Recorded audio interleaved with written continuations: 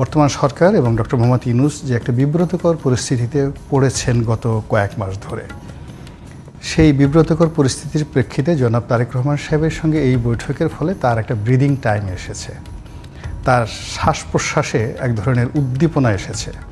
একটা ব্রিটিশ প্রধানমন্ত্রীর সাথে তার দেখা হয় না, উনি এই 39টা রুম ভাড়া করে 3 কোটি টাকা দিয়ে তারপর সেখানে গেছেন, তার একটা রুমের ভাড়া নাকি 40 লাখ টাকা পার নাইট, না পার নাইট হলো 10 লাখ টাকা, 4 রাতে 40 লাখ টাকা। তো 40 লাখ টাকা খালি ঘুমানোর জন্য তিনি ব্যয় করেছেন। আলোচনার আজকে বিষয় ওটাই বলছি যে এই সরকারের বৈধতা নিয়ে প্রশ্ন আছে, 1 নম্বর বিষয়।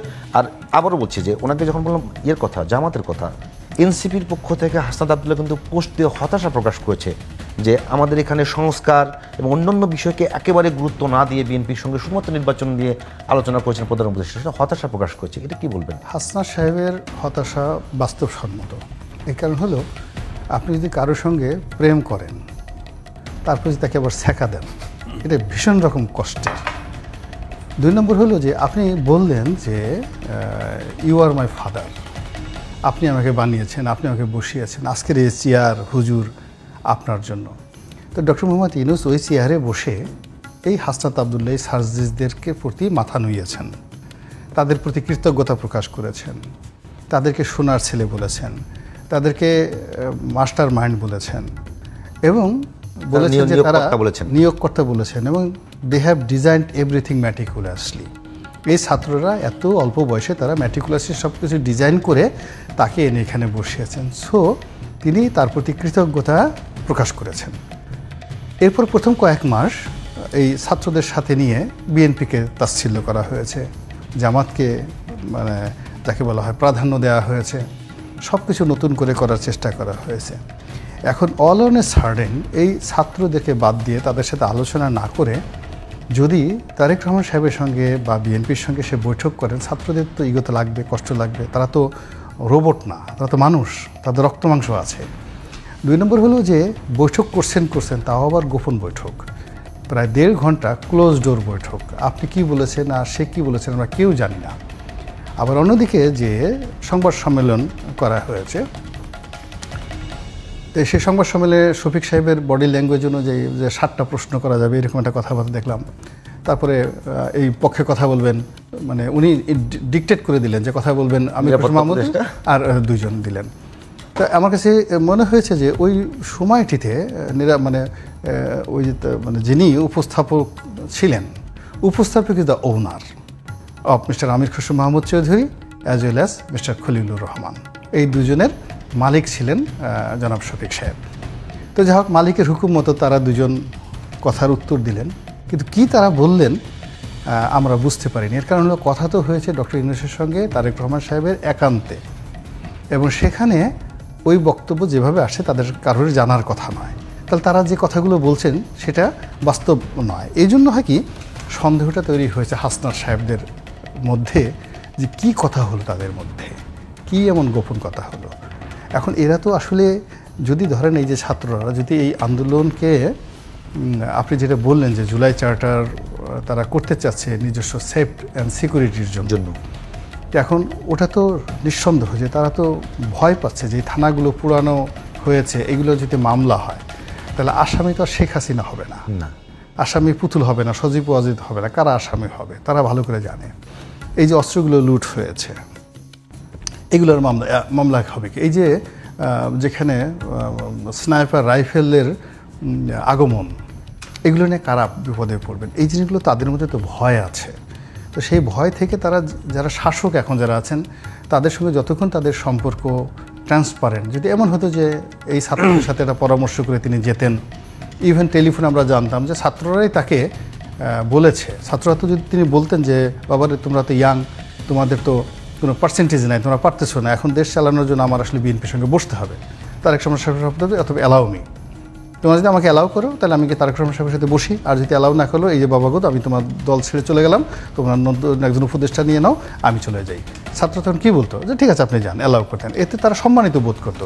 কিন্তু তা না করে আপনি ওখানে গিয়ে গোপন একটা বৈঠক একসাথে করলেন, আবার সবচেয়ে ছাত্রদের বেশি অপমান লাগছে, কষ্ট লাগছে। ছাত্ররা তো ওনাকে 5 বছর ক্ষমতা রাখবেন, 10 বছর ক্ষমতা রাখবেন, ওনাকে কেন্দ্র করে একটা স্বপ্ন বাসর তারা তৈরি করেছে। এখন বিএনপি বলছে যে আগামীতে বিএনপি যে ক্ষমতায় আসবে তারা রাষ্ট্রীয় কাজে ডক্টর ইউনূসকে তারা ব্যবহার করবেন। তো এই কথা ছাত্রদের কষ্ট লাগে না বলেন তো? আমারই বধূ আন বাড়ি যায় আমারই আঙিনা দিয়া সুখী কেমনে বাদি বহিয়া। তো এই যে একটা ভীষণ রকম কষ্টের একটা অবস্থা। শান্তি পেয়েছে। রনি ভাই আপনার কাছে আসবো এখন একটু। জনাব এম এ আজিজ, ডিসেম্বর হোক, জুন হোক, কিংবা 1 বছর পরে হোক, প্রশ্ন হচ্ছে সংস্কার প্রক্রিয়া এবং বিচার প্রক্রিয়া কি এমন জায়গায় গেছে যেটা কাঙ্ক্ষিত জায়গা, বা আপনি বলতে পারেন এরকম হচ্ছে কিছু? আমি সেটাই বলতে চাচ্ছি যে ধরেন এই যে উনি বৈঠকটা করলেন, আমার কাছে মনে হয়েছে, আমার ধারণা ভালো করে একটা প্রলেপ দেওয়া হয়েছে, একটা উত্তেজনা সৃষ্টি হয়েছিল। যেমন তিনি রিজাইন করার সময় রিজাইন ঘোষণা দিয়ে এটা একটা চাতুরতা করে সবাইকে একসাথে বসিয়েছে, ঠিক এইটাও একটা কম্পোজিশন শুরু হয়ে গেছে রাজনৈতিক অঙ্গনে। আমার মনে হয় এটাকেও তিনি ধামাচাপা দিলেন। আপনি বলেন তো দেখি, তিনি বলেছেন যে যদি পর্যাপ্ত সংস্কার হয় এবং বিচার যদি আশানুরূপ হয় তাহলে তিনি ফেব্রুয়ারির প্রথমার্ধে নির্বাচন হতে পারে। উনি তো একটাতে চার্জশিট দিছে, আপনি 50 বছর লাগবে তোমার এই সংস্কার করতে। আবার জামাত আবার এনসিপি সমস্যুরে বলেছে এক দলের সাথে বৈঠক, ওনার ভাষায় এক দল ষড়যন্ত্র করেছে, এক দল ডিসেম্বরে নির্বাচন চায়, এক দল পতিত দলের সাথে পরামর্শ করে প্রতিবেশী রাষ্ট্রের ষড়যন্ত্রে যদি সরকার চালানো অসম্ভব করে তোলে তাহলে নূতন করে চিন্তা করা হবে। আমার মনে হয় এটা নূতন চিন্তার অংশ, উনি এটা পলিটিক্স নূতন চিন্তার অংশ আমার কাছে মনে হচ্ছে।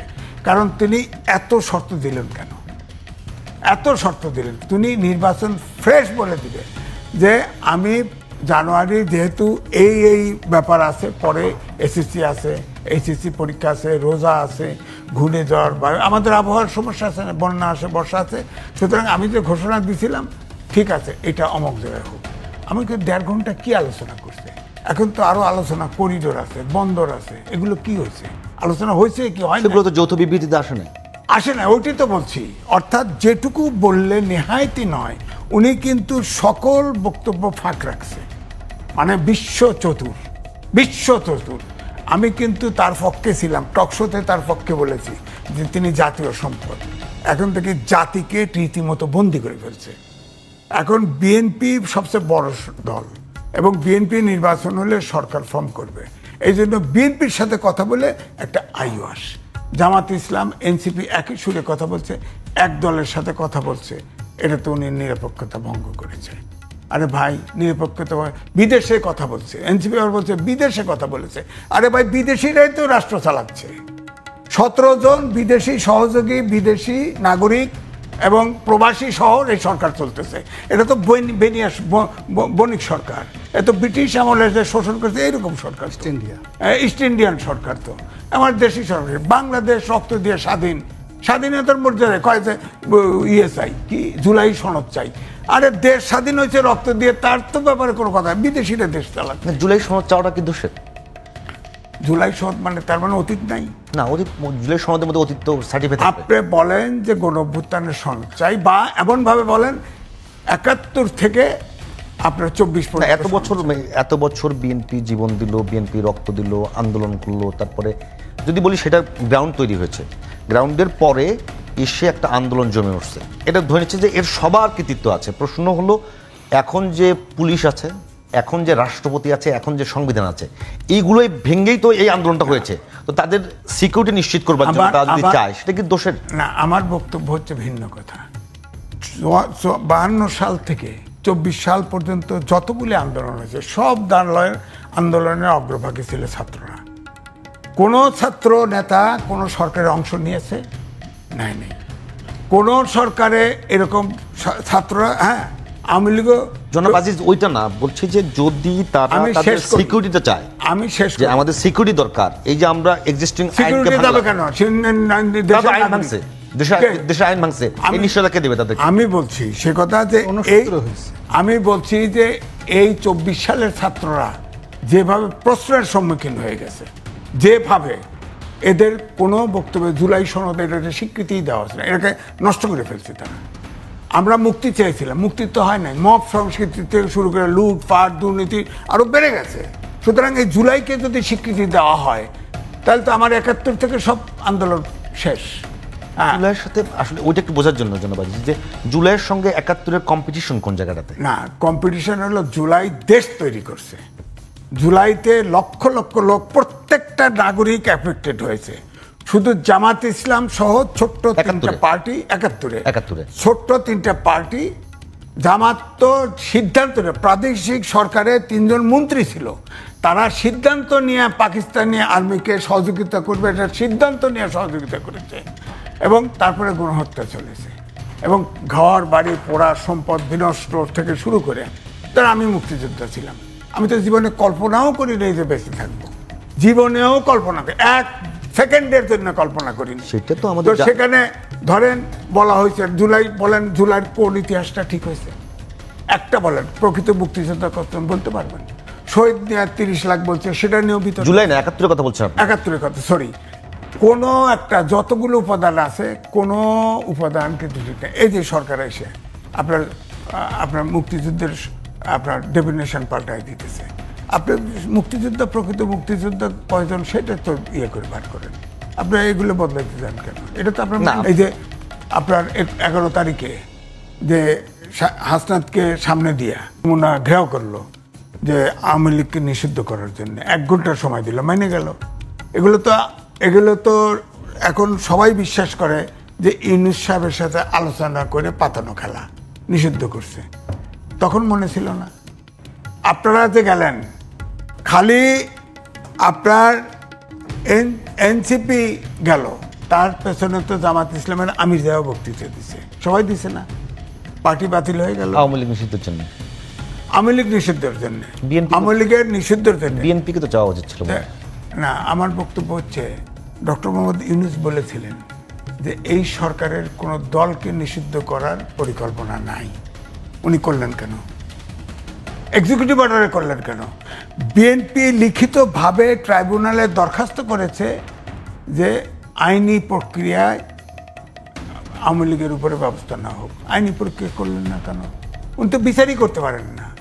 একমাত্র একটা চার্জশিট দিছে, উনি বলতেছে পর্যাপ্ত বিচার, পর্যাপ্ত সংস্কার। কেমনে করবেন আপনি? আমি তো ব্রিফিংয়ে যেটা শুনলাম, যে ব্রিফিংয়ে বলা হলো যে সংস্কারে একমত হবে, সংস্কার চলমান, যে সংস্কারগুলোতে একমত হবে তা নিয়ে আমরা নির্বাচনে যাব, সংস্কার চলমান। কিন্তু যৌথ বিবৃতিতে এসে শুনতেছে অন্য কথা, অন্য কথা। 1.5 ঘন্টা কি কল্পনা আলাপ করলো এটা জানাতে হবে না? জানি না। তখন তো বিএনপির পক্ষ থেকেও জানানো হয়নি, দুইজন কেউ জানায় নাই, গোপনে কথা বলছে, 1 to 1 কথা বলছে। কিন্তু আমাদের তো জানতে হবে ইস্যু তো। তাহলে এনসিপি এবং জামাত যে অভিযোগটা করেছে যে বিএনপির দিকে ঝুঁকে পড়েছে সরকার, এটা কি ঠিক? এতদিন যে এনসিপির কথায় যে চলছে, কয়েকজন বিতর্কিত ছেলেদের কথায় যে ডক্টর মোহাম্মদ ইউনূস চলছে, তখন কি এই কথা বলছে? উনি চলছে। তারপরে আমি বললাম না, বিদেশে আবার প্রথম বলছে বিদেশে বসে এক দলের সাথে সিদ্ধান্ত নেওয়া, নিরপেক্ষতা বাংলাদেশে। তো উনি বিদেশিদের অধীনে যে দেশ চলতেছে ওটার ব্যাপারে কথা বলে না কেন? বিদেশিরা দেশ চালাচ্ছে, দেশের লোক তো দেশ চালাচ্ছে না। বিদেশি লোক স্বাধীন দেশের সংবিধান সংস্কার করে দিচ্ছে। আরে বঙ্গভবনে আমি দাওয়াতি ছিলাম, সেদিন এই আওয়ামী লীগের প্রেসিডেন্টের কাছে সংবিধান সম্মানিত রাখার জন্য ওত নিয়েছে। তো আপনি এই সংবিধান কি করে সংস্কার করেন? তারপরে বলল 106 অনুচ্ছেদে এই অন্তর্বর্তীকালীন সরকারকে সুপ্রিম কোর্ট বৈধতা দিয়েছে। আমি নিজে বলেছি, সেনা প্রধান বলেছে 662 জন সেনানিবাসে আশ্রয় নিয়েছে। তখন চাপে আবার দেখা গেল লিস্ট দিছে, লিস্টে দেখি যে প্রধান বিচারপতি প্রতি সপ্তাহের আশ্রয় দেওয়া ছিল 2 জন। তাহলে এটা দিল কে? প্রকাশ করেন না কেন? দিল কে? তো এই প্রশ্ন যতক্ষণ ক্লিয়ার করতেছে না ততক্ষণ তো আমার কাছে মনেই হচ্ছে এই সরকার সম্পূর্ণ অবৈধ। সংস্কার সে ওত নিল আপনার এই সরকারের কাছে, এবং এই সরকারে তখন ওত নিছে অন্তর্বর্তীকালীন সরকার, নিয়োগ দিচ্ছে এই রাষ্ট্রপতি। উনি সরকার প্রধান হিসেবে সব করে কেন? এটা আইনগত প্রশ্ন করছে। আমি এই রাষ্ট্রপতিকে কিছু জিজ্ঞেস করবো এটা বলছি না, কিন্তু আইন অনুযায়ী তো রাষ্ট্রপতির অনুমোদন লাগবে তো। রাষ্ট্রপতি নিয়োগকর্তা এদের, রাষ্ট্রপতি নিয়োগকর্তা। আপনার সেনানিবাসে সব ডাক দিলে হুড়হুড় করে গেলেন, যা অন্তর্বর্তীকালীন সরকার করলেন। তারা আবার লয়ে আইলো বঙ্গভবনে, এসে ওত নিলেন। এখন সোনা প্রধান বলে যে ডিসেম্বরে অর্থাৎ 18 মাসের ভিতরে নির্বাচন, গাছুল কাকা কয় সেনা প্রধান কেন এই কথা বলে? ওই সময় মানলেন না, ওই সময় পছন্দ হইলো, এখন পছন্দ হয় না কেন? সেনা প্রধান বাহিনী স্বাধীনতার সার্বভৌমত্বের প্রতীক বলি, অর্থাৎ যখন আমাদের দেশের স্বাধীনতার সার্বভৌমত্ব রিস্কে পড়বে তখন অবশ্যই সেনাবাহিনী চুপ থাকবে না। তারা বলছে নির্বাচন একটা অন্তর্বর্তীকালীন সরকার, একটা নির্বাচন নিয়ে যখন তালবাহানা হয়, কেন সেনাবাহিনী কথা বলবে না? দেশে কোনো অন্তর্বর্তীকালীন সরকার, এই কারণে কোনো বিনিয়োগ নাই। সেনাবাহিনী পরামর্শ দিতে পারে সরকারকে বা কথা বলতে পারে, সহজে সংবাদ সম্মেলন করা তো আগেই তো বলছিল, পারে, আগে তো বলছিল, পারবে না কেন? পারবে না কেন? আপনি তো সেনাবাহিনীর ডাকে আপনারা গেছেন, ডেকে সেনানিবাসে নিয়ে গেছেন। জনগণ স্টপ হয়েছে তার কথা। এই সরকারটা গঠন হয়েছে কার কথায়? তার কথায়। ওত নিয়েছেন কার কথায়? সে লয়ে আইছে গাড়ি ভাড়া করিয়া, গাড়ি দিয়া এদের নিয়ে আইছে, তখন ভালো লাগছে।